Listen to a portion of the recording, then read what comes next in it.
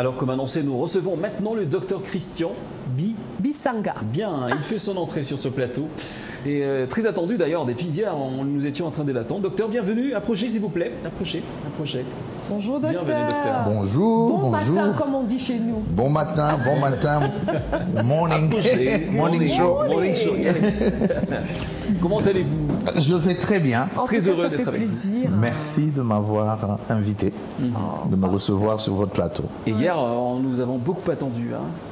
Hier, aïe, mais hier mon programme était Chamboulé. J'étais à l'université, à la d'accord. faculté de médecine, donc.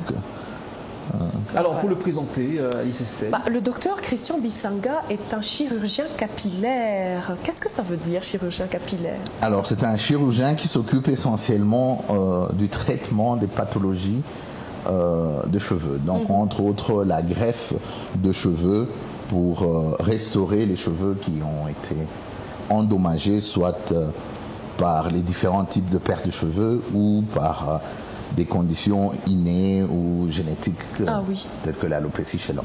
L'alopécie même chez les hommes aussi, au fait les hommes aussi. La calvitie. La calvitie. Oui, exactement. Ah d'accord. Ah donc ça veut dire que vous réparez les calvities?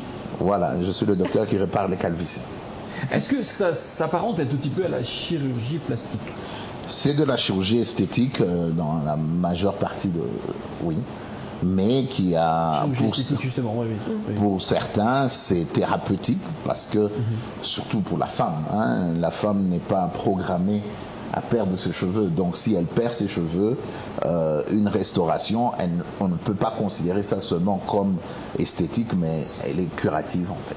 Très bien. Alors moi je voudrais vous poser une question. Ouais. Je suis sûre que les mamans qui sont à la maison sont très très attentives à ce qui va se dire maintenant. Quelle est la cause de la perte de cheveux chez la femme noire aujourd'hui? Alors la majeure partie des femmes noires qui perdent les cheveux ont une entité qu'on appelle l'alopécie de traction. Donc elle est essentiellement due au rajout, cabello et autres. Ah bon? Et l'alopécie traumatique due au défrisage qui brûle le cuir chevelu et qui font qu'il y a une perte de cheveux qui s'ensuit. Alors moi j'ai envie de comprendre, les cabellos ça fait quoi? Parce que ce sont des extensions qu'on place tout simplement, et puis ça fait quand même la beauté de femme, ça il faut le dire, c'est très, très prisé par les femmes. Et puis après, il y a de conséquences? Il y a des conséquences, tout simplement parce que la mèche de cabello, elle a un poids. Alors, si le poids de la mèche est supérieur au poids de l'ancrage du cheveu, à la longue, on va tirer sur la racine du cheveu et finalement, la racine du cheveu va céder. Et donc, qu'est-ce qui se passe? De cabello en cabello, on a moins de cheveux. Ok. Waouh. Et c'est comme ça qu'on arrive, on en arrive là? Ouais, c'est comme ça qu'on on arrive à la perte de cheveux, généralement qui commence au niveau de la région frontale et qui s'étend généralement au-dessus des oreilles, derrière les oreilles. On appelle ça une perte marginale, mais c'est un fléau. C'est un fléau dans nos communautés. C'est un fléau pour la femme noire. Les statistiques disent que 50% de femmes noires à l'âge de 50 ans ont une perte de cheveux. Déjà. Okay. Ouais, donc ça fait quand même une femme sur deux à l'âge de 50 ans où on est à fleur de l'âge au niveau de sa carrière, au niveau de sa vie, de ne pas avoir de cheveux qui, rappelons-le quand même, les cheveux, c'est la beauté de la femme. Exactement, mais cette perte de cheveux, après, avec les statistiques, vous parlez de 50% des femmes qui, à 50 ans, perdent leurs cheveux. Est-ce que c'est une conséquence des mauvaises habitudes qu'elles ont acquises pendant la jeunesse, notamment les mèches qui sont serrées, les cabellos qui pèsent sur la tête, les défrisages qu'on fait, des fois, c'est souvent écrit sur la notice qu'il faut faire peut-être 6 à 8 semaines entre deux défrisages. Il y en a qui font 4 semaines. Après 4 semaines, elles défrisent. Dès qu'elles voient un peu de repousse, elles défrisent. Elle fait des retouches. Donc, est-ce que c'est à cause des mauvaises habitudes acquises avant ou tout simplement c'est dans notre génétique, dans nos gènes, les femmes noires? Je ne pense pas que c'est dans nos génétiques. Je pense que les pratiques que nous avons acquises au fur des années ont fait que il y a l'utilisation de plus en plus de produits. Il faut savoir que dans les défrisants, il y a de la soude caustique. La soude caustique, ce n'est rien d'autre que le détergent ou le détartrant que vous utilisez pour détartrer vos toilettes. Donc, lorsque vous récurez les toilettes à la maison et que vous utilisez un détartrant, il vous est bien écrit sur la notice, prenez les gants. Oui. Parce que ça brûle. C'est très puissant. C'est très puissant. Mais la femme noire, c'est la seule qui prend ce produit-là et qui se met sur la tête. Ah mais c'est pas possible. Parce que les cheveux sont quand même assez durs. Oui. Les cheveux, voilà. Crépus. Les cheveux crépus, oui, ils sont rebelles. Mais est-ce qu'on doit pour autant détruire sa santé parce qu'on doit rendre les cheveux crépus lisses? Il y a moyen de faire des bains d'huile, il y a moyen de faire tellement d'autres choses, d'autres soins qui vont faire que le cheveu soit soyeux et plus facile à coopérer. Mais c'est par facilité qu'on passe au défrisage. Il faut savoir que la plupart des défrisants aussi contiennent d'autres produits qu'on appelle perturbateurs endocriniens. J'allais y arriver justement, c'était ma prochaine question, parce que moi j'ai participé à votre conférence de dimanche. Dimanche, on était avec le docteur, on a eu une conférence super intéressante et j'espère que vous l'avez regardée sur Zoom ou sur Facebook, c'était live. Alors, vous avez parlé de certains fibromes. Hein, les mamans, vous savez c'est quoi les fibromes, donc ça fait partie de toutes ces choses indésirables qu'on a dans le ventre, dans l'utérus et tout ça, les myomes, les fibromes. Vous avez dit que certains fibromes sont même la conséquence des fois des défrisages. Voilà, il y a une étude qui est parue en 2012 dans l'American Journal of Epidemiology qui a montré un lien direct entre l'utilisation des défrisants chez la femme noire et le nombre de fibromes ou des myomes utérins. Donc c'est quand même un prix très fort à payer parce que lorsqu'il y a fibrome, il y a souvent stérilité associée. Donc c'est quand même un prix très cher. Il faut que ce message commence à passer parce que le vendeur des produits défrisants, son problème n'est pas votre stérilité ou c'est pas son problème, c'est de vendre. C'est de faire du chiffre d'affaires. C'est de faire du chiffre d'affaires. C'est pas un problème de santé publique. Donc il faut absolument taper sur la table pour dire que il y a des liens. Pourquoi? Parce j'ai envie de savoir les liens parce que je me dis c'est aux cheveux et puis après. Oui, mais parce que dans ces produits il y a d'autres sous-produits qui ressemblent à nos hormones. Très bien. Et donc lorsqu'ils vont se présenter dans l'organisme, l'organisme va croire qu'il y a une hormone qui lui demande de se mettre en mouvement ou de se multiplier. Et donc, d'autres réactions commencent à se passer dans l'organisme et qui entraînent la multiplication de ces myomes. Et on voit, par exemple, avec les perturbateurs endocriniens, que de plus en plus des jeunes filles commencent à avoir leurs règles très tôt. 7 ans, 8 ans. On appelle l'âge de la ménarche, ne fait que diminuer. Wow. Donc ça c'est la conséquence de tous ces perturbateurs endocriniens qu'on trouve dans les produits cosmétiques mais qu'on trouve aussi dans la bouffe et dans tous les autres trucs. Donc il est important qu'on se réapproprie notre corps. C'est le seul endroit où on peut décider pour soi. Donc il est important de comprendre que l'utilisation de ces produits doit être quelque chose peut-être d'exceptionnel et pas quelque chose de fréquent, de récurrent. Parce que l'exposition, vous imaginez bien, si on commence à vous défriser à 7 ans, vous imaginez si au bout de 40 ans, vous n'avez plus de cheveux. Mais c'est quand même bizarre. Mais on parle aussi, avant de passer aux remèdes que vous allez nous proposer tout à l'heure, parmi les causes de perte, de chute des cheveux, on parle des fers à lisser. Comment ça se fait que ça peut endommager la chevelure de la femme? Alors, les fers à lisser, ils apportent la chaleur.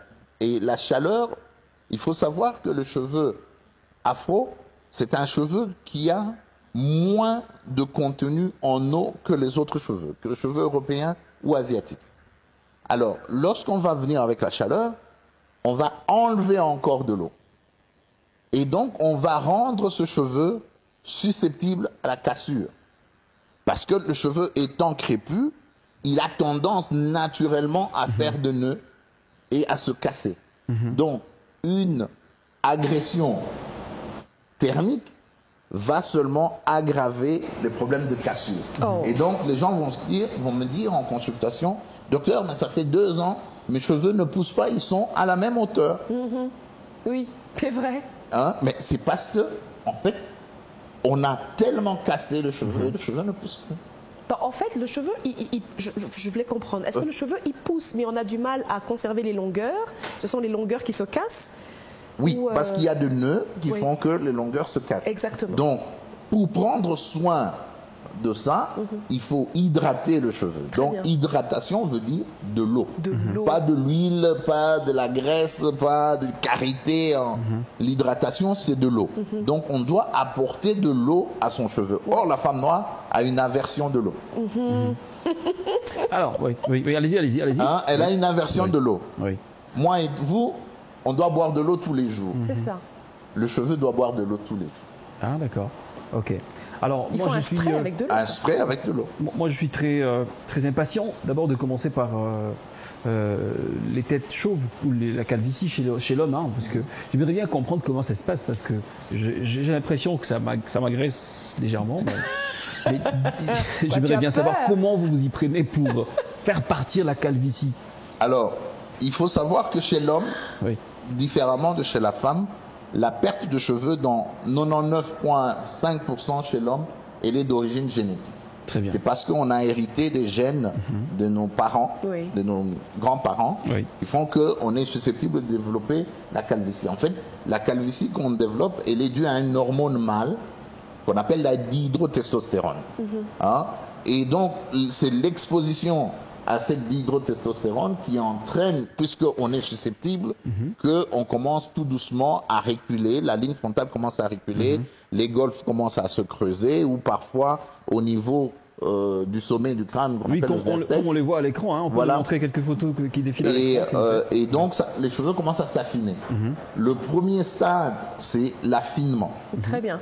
On perd de volume. Voilà. Et donc, on commence à s'apercevoir. Et donc, à ce moment-là, on peut commencer des traitements médicamenteux qui peuvent arrêter l'évolution. Il y a des traitements médicamenteux pour arrêter l'évolution. Alors, si c'est encore au début? Si c'est au début. Mais lorsque c'est avancé, lorsque vous regardez quelqu'un qui est chauve, il perd tous les cheveux au-dessus, mais garde toujours des cheveux autour, qu'on appelle la couronne d'Hippocrate. Ah, d'accord.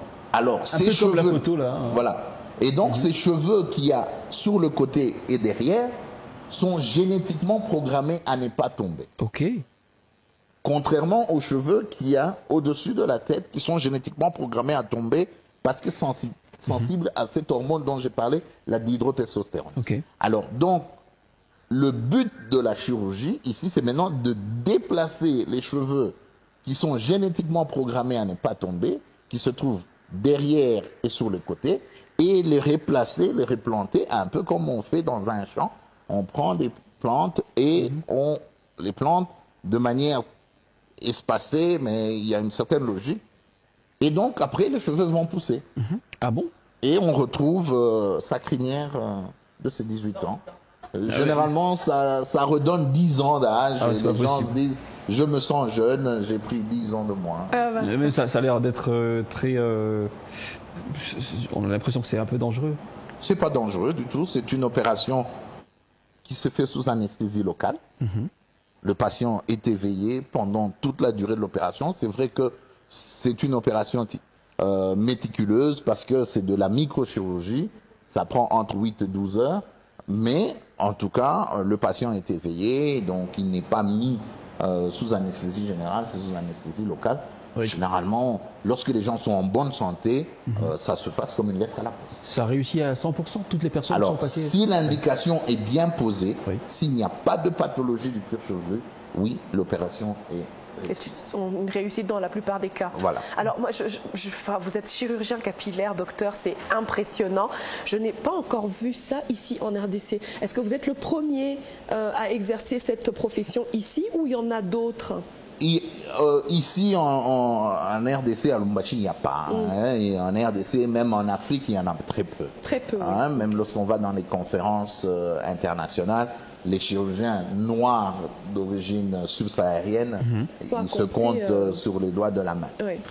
Donc c'est une spécialité très passionnante, mais qui nécessite de l'abnégation, de la formation, parce que les différents cheveux ont différents comportements. Mais nous voulons amener cette expertise en RDC, au pays notamment. à Lubumbashi, où oui. je suis quand même un enfant né à Kolwezi et grandi à Lubumbashi. Très bien. Donc je reviens un peu sur... Ah oui, beaucoup de fierté de vous voir revenir. Alors on va énumérer rapidement, avant de finir, quelques remèdes maintenant que vous proposez chez la femme, parce que beaucoup de femmes sont en train de nous regarder en ce moment, Oui. et la plupart d'entre elles, elles n'en ont presque plus, comme la photo là. Mais elles sont envie de... On aimerait, voilà, les bonnes habitudes à Les Elles ont bonnes envie de habitudes, vous c'est occuper, d'avoir une bonne routine capillaire. Très bien. Donc, si vous souffrez d'alopécie de traction, il faut arrêter la traction. Parce que les mêmes causes créent les mêmes effets. Donc, on ne peut pas vous donner un traitement si vous continuez à maltraiter le cheveu. Par traction, on veut dire tirer. Tirer. Donc tirer trop Vous fort. ne devrez pas avoir mal à la tête, mesdames, lorsqu'on On vous tresse. on vous tresse. Voilà. Vous ne devrez pas, vos filles ne doivent pas être traumatisées parce qu'on doit commencer à les peigner. Nous avons tous les souvenirs de nos sœurs entrelacées entre les jambes de nos mères ou de nos tantes avec un peigne en train de tirer, c'est les pleurs. Oh là là. En fait, ça ne doit Ça pas se traumatise faire. la tête et les Ça cheveux. traumatise la tête, ça traumatise. Donc voilà pourquoi nous devons réapprendre une bonne routine capillaire. Le cheveu afro, comment est-ce qu'il faut le traiter? Il faut d'abord commencer par le démêler. On ne peigne pas un cheveu afro à sec. On le démêle d'abord, on utilise des sprays, et puis après, lorsqu'il est démêlé, on peut commencer à peigner, mais de la pointe vers la racine. Et pas de la racine comme on faisait nos sœurs. Et donc ça, c'est le premier. Oui. C'est apprendre tous ces gestes qui ne traumatisent pas le cheveu. Oui. Abandonner les tractions. Le défrisage, c'est un problème. Les dames, vous connaissez ceci. Monsieur, vous savez, c'est quoi? On le fait. Oui, on le fait souvent. Tu sais ce que c'est. Ah bah bien sûr. Tu sais ce que Lorsqu'elles ont des perruques, lorsqu'elles ont des extensions, vous voyez Tac, souvent... tac, tac, tac, tac. Mais en fait, c'est une réaction inflammatoire, c'est de l'allergie. Ah ouais, parce que ça chatouille tout simplement. Non, ça ne chatouille pas tout simplement. c'est une allergie. C'est l'information que ton organisme t'envoie en disant stop, il y a quelque chose qui ne va pas. Parce qu'en temps normal, on n'est pas fait pour commencer à être chatouilleux. Si je suis avec toi et que tu commences à te gratter comme ça, je vais me rendre compte que ça ne va pas. Mais on a intériorisé et accepté ce geste comme si c'était quelque chose de normal. Généralement, de la même façon qu'on est allergique aux poils de chien ou de chat, on peut être allergique au cabello tout simplement parce que ce sont les cheveux de quelqu'un, donc ça veut dire qu'il y a des protéines. Et vous pouvez être allergique aux protéines. Lorsqu'on est allergique aux poils de chien ou de chat, c'est aux protéines de ce poil. Et donc, de la même façon, le cabello, vous pouvez être allergique.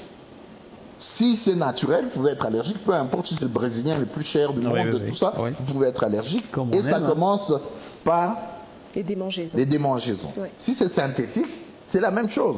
De la même façon, certaines femmes, si elles mettent des bijoux qui ne sont pas en or ou en argent, elles ont des allergies, elles ont des irritants. Donc c'est le premier signe. Comme je dis toujours, l'organisme se défend. L'organisme a une armée. Lorsqu'il y a une agression, il y a des premiers militaires qui sont envoyés au front. Et eux, ils lâchent des bombes, ils lâchent des produits dans la circulation sanguine pour se prémunir.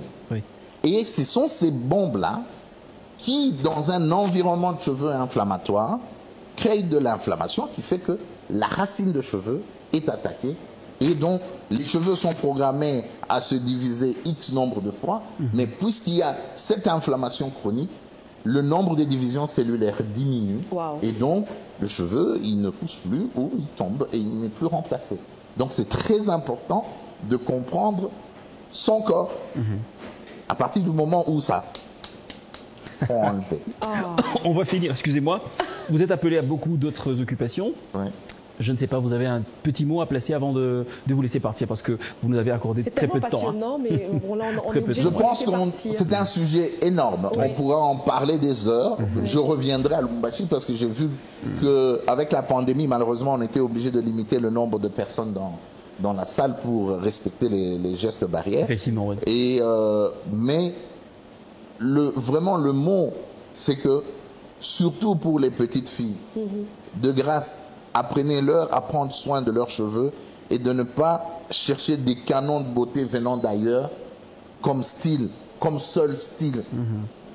J'ai parlé dans une école, les élèves m'ont dit « Ah oui, mais on veut qu'on ait des cheveux tressés, on ne veut pas qu'on ait des chignons ou nos cheveux naturels. Alors j'ai dit au préfet, hein, j'étais d'ailleurs content parce qu'il a invité les élèves, ce sont les vacances, Oui. et j'ai dit il faut changer le règlement. Ah, d'accord. Il faut accepter que les gens viennent avec des chignons ou avec des cheveux naturels. Parce que la société pense que les cheveux naturels c'est sale. C'est sale, oui. Kichwa buchafu sana. Kichwa buchafu, hein, ou tachenga nye de shukan. Non. En fait, il faut accepter C'est ça. que c'est ça nos cheveux. Dieu nous a créés comme ça. Exact. Il faut qu'on commence par s'accepter. Ouais. C'est ça le mot. Oh, parfait. Voilà. Merci, docteur, vraiment. Merci pour votre présence. Les mamans, vous avez, en tout cas, vous avez entendu. Je n'ai même pas de commentaire à placer dessus. Je vous dis merci, docteur Bitsanga. Merci. Nous vous À remercions très bientôt à infiniment, oui. Lubumbashi, vraiment. Merci. Merci beaucoup. On vous laisse partir, docteur. Merci beaucoup. Merci. À très bientôt. Ouais. À très bientôt. Au revoir. Ouais, bonne suite de journée. Et voilà, c'était le docteur Christian Bitsanga, chirurgien, capillaire. capillaire.